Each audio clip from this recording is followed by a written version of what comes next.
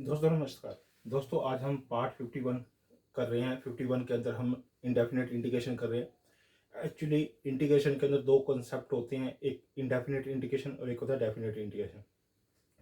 Indefinite integration के अंदर क्या होता है, इंटीग्रेशन की कोई भी लोअर लिमिट और अपर लिमिट डिफाइन नहीं होती, जबकि डेफिनेट इंटीग्रेशन के अंदर लोअर लिमिट और अपर लिमिट डिफाइन होती है।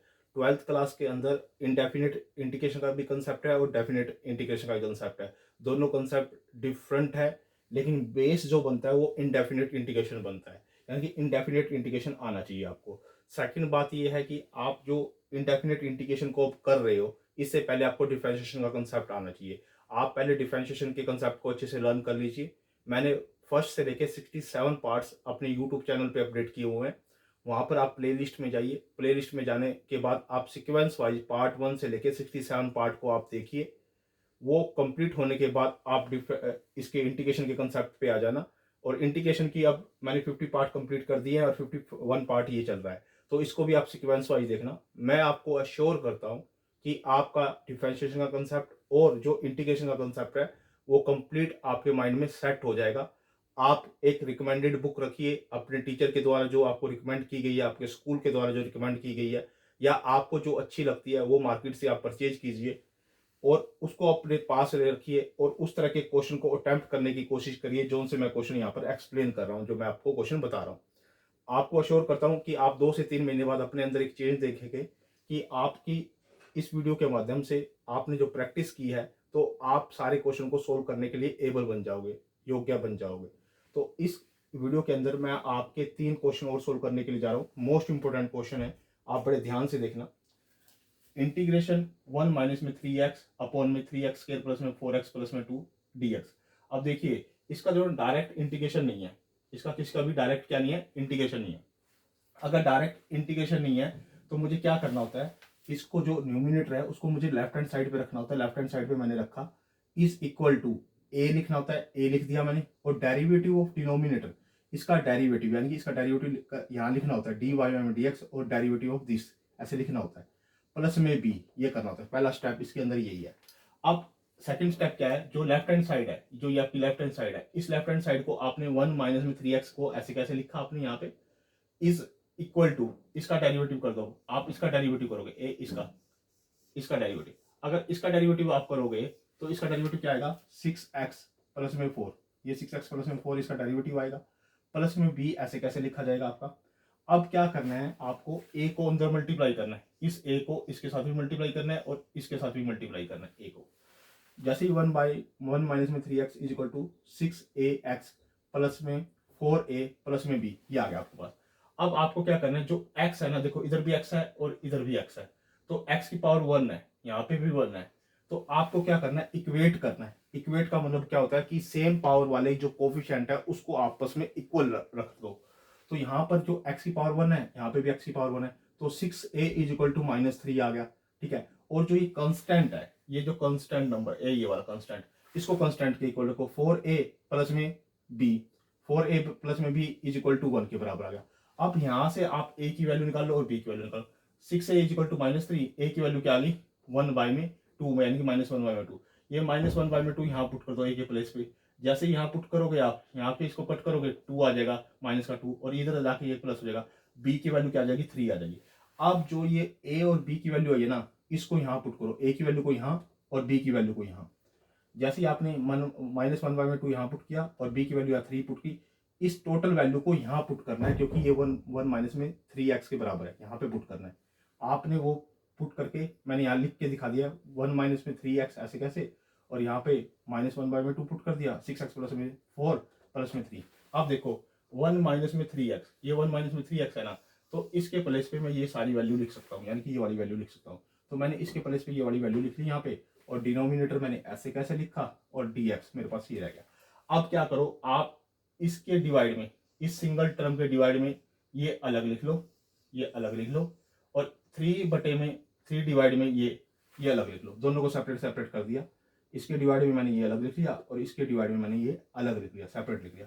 अब इसके बाद आपने क्या करना है, -1 बाई में 2 को तो ऐसे कैसे रखो आप। अब मैंने आपको एक प्रॉपर्टी बताई थी कि अगर नीचे फंक्शन दे रखा है, किसी चीज का नीचे फंक्शन दे रखा है और उसके ऊपर उसका डेरिवेटिव दे रखा है, यानी कि ये फंक्शन है और उसके ऊपर उसका डेरिवेटिव है, तो log ऑफ फंक्शन उसका इंटीग्रेशन हो जाता है।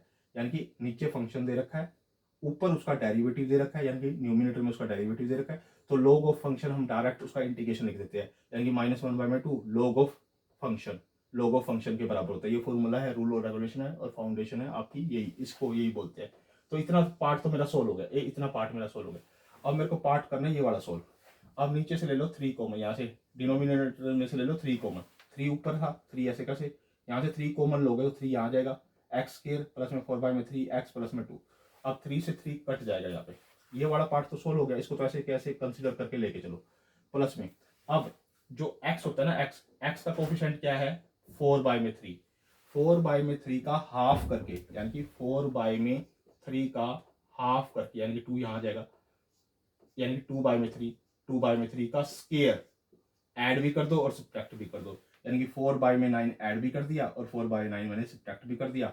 ये +2 ऐसे कैसे, ये एक्स स्क्वायर ऐसे कैसे, ये 4/3 एक्स ऐसे कैसे, यानी कि 4/9 ऐड भी कर दिया और 4/9 मैंने सब्ट्रैक्ट भी कर दिया।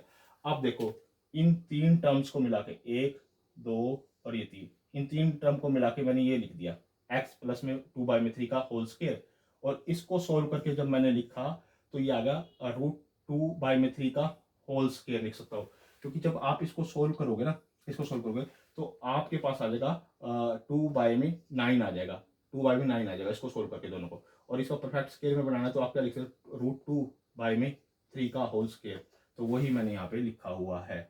अब ये ऐसे कैसे लिखो, -1/2 लोग 3x स्क्वायर प्लस में 4x प्लस में 2, ये ऐसे कैसे लिखो। अब इसका फॉर्मूला क्या होता है, मैंने आपको पहले ही बताया, देखो मेरी बात सुनो, dx ये एक्स स्क्वायर प्लस में ए स्क्वायर, और इसका इंटीग्रेशन करना है आपको, तो आपको देखो फॉर्मूला लिखना है 1/a टेंजेंट इनवर्स x/में, ये इसका फॉर्मूला होता है। तो यही फॉर्मूला यहाँ पे मैंने फिट कर दिया है, यानी कि 1/2a, ए के प्लेस पे क्या है √2/3 लिख दिया, टेंजेंट इनवर्स x ये पूरा का पूरा x है आपका, x प्लस में 2/3 बाय में a √2/3 प्लस में c। ठीक है, ये मेरा फर्स्ट क्वेश्चन का आंसर आ गया। बड़े स्टेप बाय स्टेप तरीके से देखिए, कॉपी पेन लेके बैठिए, आप उस पर प्रैक्टिस कीजिए। कोई स्टेप लिया था तो दोबारा इसको वीडियो को रिवर्स कीजिए, दोबारा देखिए, स्टॉप कीजिए, दोबारा से फिर देखिए। सेकंड क्वेश्चन क्या कहता है, जो ये न्यूमिनेटर है, न्यूमिनेटर को मैंने लेफ्ट हैंड साइड में लिखा, इज इक्वल टू ए लिखा, ddx ऑफ दिस यानी डेरिवेटिव ऑफ दिस प्लस में बी, ये लिखना होता है मुझे। ये स्टार्टिंग ऑफ फर्स्ट है इसका, पार्शियल फ्रैक्शन बनाने के लिए मेरे को ऐसा करना होता है। तो मेरे को क्या करना है, 2x प्लस में 1 ऐसे कैसे लिखा मैंने, इसका डेरिवेटिव कर दो, 18 का तो 0 हो जाएगा, 18 का, इसका हो जाएगा -4 और इसका हो जाएगा -2x प्लस में बी। अब सेकंड स्टेप क्या है, 2x प्लस में 1 ऐसे कैसे, ए को अंदर मल्टीप्लाई करो, इसके साथ भी और इसके साथ भी। जो ए को इसके साथ मल्टीप्लाई किया मैंने पहले वो लिख लिया, -2ax, फिर मैंने इसको इसके साथ मल्टीप्लाई किया, -4a प्लस में b। अब इक्वेट करने हैं, x यहाँ पर है, x की पावर 1 यहाँ पे है और x की पावर 1 यहाँ पे है, तो इसका जो कोफिशिएंट होगा और इसका जो कोफिशिएंट होगा दोनों को आपस में इक्वल रखना है। यानी कि इस x का कोफिशिएंट क्या है, -2a, तो मैंने -2a लिख दिया, इसका कोफिशिएंट क्या है 2, तो मैंने इसके इक्वल रख दिया। यहाँ से a की वैल्यू आ गई -1। अब ये कंस्टेंट टर्म है, ये इतनी कंस्टेंट टर्म है, इस कंस्टेंट टर्म को इज इक्वल टू 1 के बराबर है, ये 1 के बराबर लिख दिया मैंने, -4a प्लस में b इज इक्वल टू 1। अब a के प्लेस पे -1 पुट कर दो, यहाँ पे -1 पुट करोगे तो यह 4 हो जाएगा, 4 उधर जाके माइनस हो जाएगा, तो b की वैल्यू क्या आ जाएगी -3, ये आ जाएगी, 4 की वैल्यू -3 आ जाएगी। अब जो a की वैल्यू आई है यहाँ पे पुट करो, b की वैल्यू आई है यहाँ पे पुट करो, ये जो वैल्यू बनेगी ए और बी की वैल्यू पुट करने के बाद, यानी कि यहाँ पर ए की वैल्यू पुट करने के बाद और बी की वैल्यू पुट करने के बाद जो इक्वेशन बनेगी वो 2x प्लस में 1 के बराबर होगी, उसकी जगह यानी 2x प्लस 1 की जगह मैं वो उसको लिख सकता हूँ, तो वो मैंने यहाँ पे लिख दी, यानी कि ए के प्लेस पे -1 पुट किया यहाँ पे, और ये ऐसे कैसे लिखा मैंने, और बी के प्लेस पे -3 पुट किया, मैंने ऐसे लिखा, और ये डिनोमिनेटर में मैंने ऐसे लिख दिया, और dx। अब क्या करो, इसके सेपरेट में इसके अलग, डिवाइड में ये अलग लिखो, वो मैंने यहाँ पे लिख दिया, 3 के डिवाइड में ये अलग लिख के मैंने ये यहाँ पे लिख दिया। ठीक है, दो कंसेप्ट हो गए। अब ये फंक्शन है, बाहर माइनस है क्योंकि बाहर माइनस है, ये फंक्शन है, ऊपर उसका डेरिवेटिव दे रखा है, नीचे फंक्शन ऊपर उसका डेरिवेटिव, तो log ऑफ फंक्शन हो जाता है। तो माइनस ऐसे कैसे, और ये फंक्शन दे रखा है, ऊपर उसका डेरिवेटिव दे रखा है, तो उसका इंटीग्रेशन होता है log ऑफ फंक्शन, यानी कि log ऑफ ये फंक्शन। ठीक है, बात समझ में, -3 बाहर ले लिया मैंने, इंटीग्रेशन।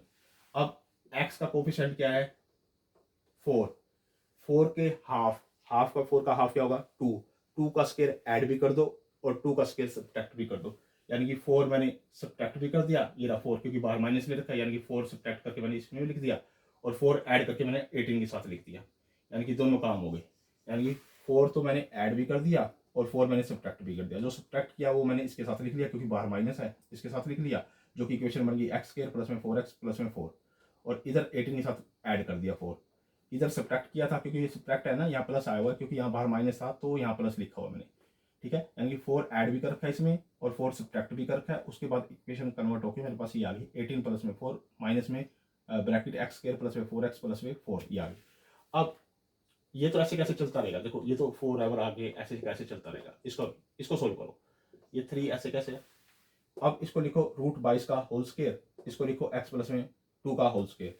अब ये मेरे पास फॉर्मूला बन गया ए स्क्वायर माइनस में एक्स स्क्वायर, यानी कि सुनो मेरी बात, dx अपॉन में ए स्क्वायर माइनस में एक्स स्क्वायर इंटीग्रेशन करना है। इसका तो होता है 1 में 2a, क्या होता है 1 में 2a log ऑफ क्या होता है a प्लस में x, a माइनस में x और प्लस में c, ये इसका फॉर्मूला होता है।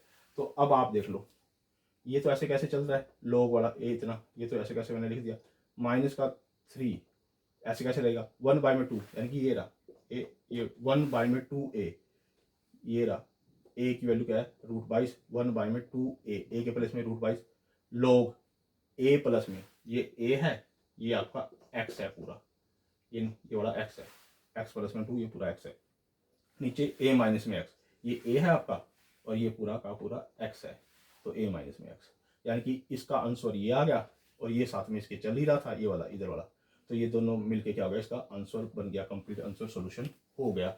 ये मेरा सेकंड क्वेश्चन सोल्व हो गया। थर्ड क्वेश्चन पे आ जाइए, इंटीग्रेशन 2x माइनस में 3 अपॉन में 3x स्क्वायर प्लस में 4x प्लस में 5 dx, ये मुझे गिवन है। फर्स्ट ऑफ ऑल मुझे क्या करना है, इसको लेफ्ट हैंड साइड पे रखना है, इसको लेफ्ट हैंड साइड पे रखना है।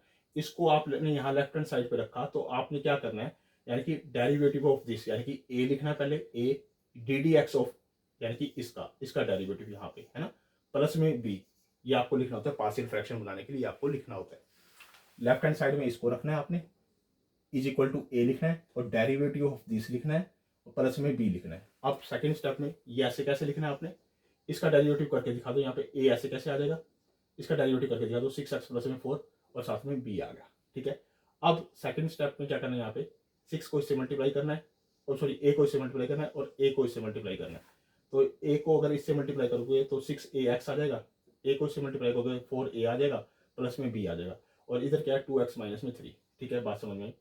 अब आपने क्या करना है, x की पावर 1 है यहाँ पे और यहाँ पे भी x की पावर 1 है, जो x का कोफिशिएंट है वो 6a है, यहाँ पे x का कोफिशिएंट क्या है 2, तो इन दोनों को इक्वेट करना बोलता है, कंपैरिजन बोलना बोलता है कि इसके कोफिशिएंट को इसके कोफिशिएंट के इक्वल रख दो, यानी कि 6a is equal to 2, a की वैल्यू आ गई 2/6 जो कि 1/3 आ गई, ठीक है। अब 4a प्लस में b इतना है कांस्टेंट, इस कांस्टेंट को -3 के इक्वल रख दो, क्योंकि -3 के इक्वल रख दिया, यहाँ पर a की वैल्यू पुट कर दो, यानी कि 4/3 हो जाएगा और 4/3 इधर आके माइनस हो जाएगा, यानी कि b की वैल्यू आ जाएगी -13/3 आ जाएगी, ये b की वैल्यू आ गई, ठीक है, बात समझ में। अब जो आपने a और b की वैल्यू निकाली है 1/3 और -13/3, यहाँ पर a की वैल्यू पुट कर दो, यहाँ पे b की वैल्यू पुट कर दो, क्योंकि ये इसके इक्वल है तो इसके प्लेस पे यानी कि 2x माइनस 3 के प्लेस पे ये सारी की सारी वैल्यू मैं यहाँ रख दूंगा, बात समझ में आई। तो वही की वही मैंने यहाँ पे लिख दी 1/3, ये इसकी जगह 1/3 लिखा और 6x प्लस में 4 ऐसे कैसे लिखा, b की जगह -13/3 लिखा और डिवाइड में 3x स्क्वायर प्लस में 4x प्लस में 5 ये लिखा और dx। अब इसके सेपरेट में तो ये अलग लिख दो, यानी कि इसके डिवाइड में ये अलग लिख दो, ये डिवाइड में अलग लिखो, इसके डिवाइड में ये अलग लिखो, यानी कि 1/3 बाहर कॉमन आ गया, 6x प्लस में 4 डिवाइड बाय में 3x स्क्वायर प्लस में 4x प्लस में 5 ये तो अलग लिख दिया। अब 13/3 बाहर कॉमन लिया और इसके डिवाइड में ये अलग लिख दिया, यानी कि यहाँ पे, यानी कि ये यहाँ 1 रह गया ना किस्म से, तो 1 में ये दिस अलग लिख दिया, ठीक है। अब ये तो सोल्व हो जाएगा सीधा, क्योंकि इसका फंक्शन का ऊपर क्या दे रखा है, डेरिवेटिव दे रखा है, तो अगर फंक्शन का ऊपर डेरिवेटिव दे रखा हो तो log ऑफ फंक्शन हो जाता है, यानी कि 1/3 ऐसे कैसे log ऑफ फंक्शन, यानी कि log ऑफ फंक्शन इसका आंसर हो जाता है। अगर फंक्शन का ऊपर डेरिवेटिव दे रखा हो और उसका इंटीग्रेशन करना हो तो वो क्या होता है log of function, log of function direct होता है उसका, यानी कि log ऑफ फंक्शन लिख दो, जो फंक्शन है उसको यहाँ रख दो। माइनस में अब यहाँ पे आ जाओ, 13/3 है बाहर था और 3 ये कॉमन लेना है क्योंकि ये एक्स के स्केयर के साथ जो कोफिशिएंट होता है उसको 1 बनाना होता है। तो 3 मैंने बाहर ले लिया, 3 बाहर आ गया, तो एक्स स्केयर प्लस में 4/3 एक्स प्लस में 5/3 क्योंकि 3 आ जाएगा, 3 आ जाएगा। ठीक है, बात समझ गए। अब इतना तो मैंने सोल्व करके रख लिया, इसका पार्ट जो हाफ है मैंने वो सोल्व करके रख लिया, इसको लास्ट में ऐड कर देंगे। मैं केवल अब इतना पार्ट सोल्व कर रहा हूँ, ये वाला सेकंड पार्ट सोल्व कर रहा हूँ, ये वाला। ठीक है, ये वाला पार्ट सोल्व कर रहा हूँ। तो ये 13/9 माइनस ऐसे कैसे, dx ऐसे कैसे, और इसके अंदर अब इसके हाफ का स्केयर जो x के साथ जो कोफिशिएंट होता है वो 4/3 है, x के साथ जो कोफिशिएंट है वो 4/3 है, यानी कि इसके हाफ का स्केयर यानी कि 2/3 का स्केयर। 2/3 का स्केयर क्या होगा, 4/9 ऐड कर दिया, 4/9 सब्ट्रैक्ट कर दिया और प्लस में 5/3 ऐसे कैसे। अब देखो 1 2 3 इसको अलग लिख दो, ये परफेक्ट स्केयर बन जाएगा क्या, x प्लस में 2/3 का होल स्केयर। इसको सोल्व करके लिखोगे तो ये √11/3 का परफेक्ट स्केयर बन जाएगा। आप सोल्व करके लिख देना, मैंने बहुत बार बता दिया। इस दोनों को सोल्व करके लिखोगे तो √11/3 का परफेक्ट स्केयर बन जाएगा ये स्केयर। ठीक है, बाहर -13/9 है ही है। अब यहाँ पर फॉर्मूला बन गया एक्स स्केयर प्लस में ए स्केयर का, उसका इंटीग्रेशन। बाहर -39 है ही 13/9 इंटू में, अब टेंजेंट इनवर्स यानी कि 1/ए के प्लेस पे क्या है, √11/3, 1/ए लिख दिया √11/3, और टेंजेंट इनवर्स एक्स आपका ये पूरा है, ये पूरा है, ये एक्स आपका यानी कि एक्स प्लस में 2/3 एक्स बाई में ए यानी कि √11/3 प्लस में सी। ठीक है, ये सेकंड पार्ट हाफ का आंसर आया, इतना इतना किसका आंसर आया, इसका आंसर आया, इसका आंसर आया ये वाला। और इसके साथ इसको आगे लिख दो, यहाँ पे लिख देना इसको, यानी कि स्पेस नहीं था तो मैंने ये फिर माइनस लगाना है और ये सारा का सारा, क्योंकि माइनस तो लगा रखा है यहाँ पे, तो ये सारा का सारा आपने और लिखना है, यानी कि इसका ये आंसर ये कंप्लीट आएगा। यानी कि इसके साथ पहले ये यहाँ लिखोगे, फिर ये -13 में ये सारा का सारा लिखोगे तो आपका क्या आ जाएगा, आंसर आ जाएगा। दोस्तों आज हमारा 51 पार्ट कंप्लीट हो गया। 51 पार्ट के अंदर हमने 3 क्वेश्चन किया, तीनों क्वेश्चन मोस्ट इंपॉर्टेंट है जो हमने पार्शियल फ्रैक्शन के माध्यम से किए हैं। ये आईसीएसई बोर्ड के लिए, सीबीएसई बोर्ड के लिए, हरियाणा बोर्ड के लिए, अदर स्टेट बोर्ड के लिए, अदर कंट्री के लिए जहाँ पर प्रिमिटिव का या एंटी डेरिवेटिव का या फिर आप इंडेफिनिट इंटीग्रेशन का कंसेप्ट एग्जिस्ट करता है, जहाँ जहाँ उस तरह की यहाँ पर क्वेश्चन मिलेंगे आपको। आप एक रिकमेंडेड बुक साथ में रखिए, इस तरह के आप क्वेश्चन प्रैक्टिस कीजिए। दोस्तों आप मेरी वीडियो को लाइक भी कीजिए, कमेंट भी कीजिए, शेयर भी कीजिए। अगर आपको कहीं पर एरर लगते तो आप एरर भी मेंशन कीजिए, और आपने कोई सजेशन देनी है तो वो भी सजेशन भी दे सकते हो। मैं आपसे रिक्वेस्ट करता हूँ कि आप मेरे चैनल को सब्सक्राइब भी करो और आप अपने दोस्तों को भी सब्सक्राइब करने के लिए बोलिए। ओके दोस्तों, धन्यवाद।